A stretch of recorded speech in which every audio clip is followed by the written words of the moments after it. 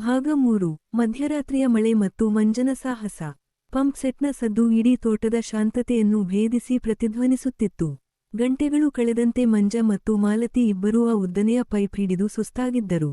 ರಾತ್ರಿ 11 ಗಂಟೆಯಾಗಿದ್ದರೂ ನೀರಿನ ಫೋರ್ಸ್ ಸ್ವಲ್ಪವೂ ಕಡಿಮೆಯಾಗಿರಲಿಲ್ಲ. ಬದಲಿಗೆ ಮೋಟಾರ್ ಬಿಸಿಯಾದಂತೆಲ್ಲ ನೀರಿನ ವೇಗ ಇನ್ನೂ ಹೆಚ್ಚಾದಂತೆ ಭಾಸವಾಗುತ್ತಿತ್ತು.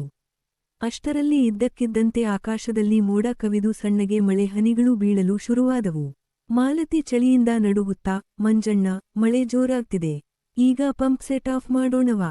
ತುಂಬಾ ಹೊತ್ತಿನಿಂದ ಇದು ಓಡ್ತಾನೆ ಇದೆ, ಎಲ್ಲಾದರೂ ಬ್ಲಾಸ್ಟ್ ಆಗಿಬಿಟ್ಟರೆ ಎಂದು ಆತಂಕದಿಂದ ಕೇಳಿದಳು.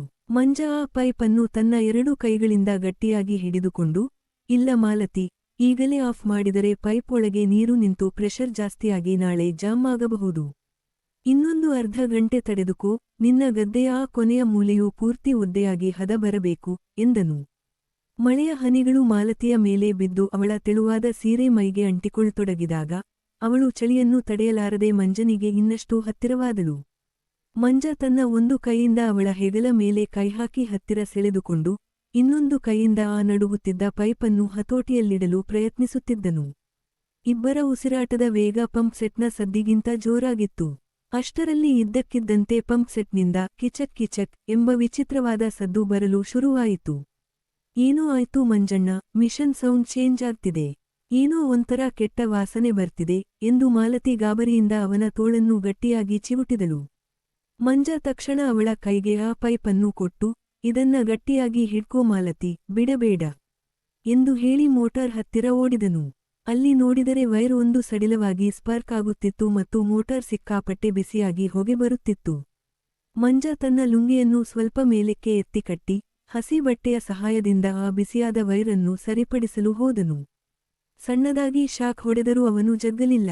ಸ್ವಲ್ಪ ತಾಳು ಮಾಲತಿ, ಇದರ ಸ್ಪ್ರಿಂಗ್ ಸ್ವಲ್ಪ ಲೂಸ್ ಆಗಿದೆ ಅನ್ಸುತ್ತೆ, ಈಗ ಟೈಟ್ ಮಾಡ್ತೀನಿ ಎನ್ನುತ್ತಾ ತನ್ನೆಲ್ಲಾ ಬಲ ಹಾಕಿ ಮಿಷನ್ ಅನ್ನು ಸರಿಪಡಿಸಿದನು.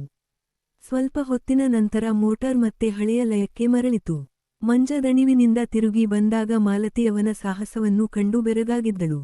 ಎಲ್ಲಾ ಸರಿ ಮಾಡಿದ್ದೀನಿ ಮಾಲತಿ, ಈ ಮಿಷನ್ ಫಸ್ಟ್ ಟೈಮ್ ಅಲ್ವಾ, ಅದಕ್ಕೆ ಅತಿಯಾದ ಲೋಡ್ ತಡೆಯೋಕೆ ಸ್ವಲ್ಪ ಕಷ್ಟಪಟ್ಟಿದೆ. ಆದ್ರೆ ನನ್ನ ಕೈಗುಣಕ್ಕೆ ಇದು ಸೋಲಲೇಬೇಕು ಎಂದು ಮುಗುಳ್ನಕ್ಕನು. ಮಾಲತಿ ಮೆಚ್ಚುಗೆಯಿಂದ ಅವನ ಹತ್ತಿರ ಬಂದು ಅವನ ಎದೆಯ ಮೇಲಿದ್ದ ಮಳೆನೀರನ್ನು ತನ್ನ ಸೀರೆಯ ಸೆರಗಿನಿಂದ ಒರೆಸುತ್ತಾ, ನಿನ್ನ ಈ ಮಿಷನ್ ಮತ್ತು ನಿನ್ನ ಆ ಹಠಕ್ಕೆ ಯಾರೂ ಸಾಟಿಯಿಲ್ಲ ಮಂಜಣ್ಣ. ರಾತ್ರಿ ಪೂರ್ತಿ ಇದು ಹೀಗೆ ಕೆಲಸ ಮಾಡಿದರೆ ನೀನು ಸುಸ್ತಾಗಲ್ವಾ ಎಂದು ತುಂಟತನದಿಂದ ಕೇಳಿದಳು.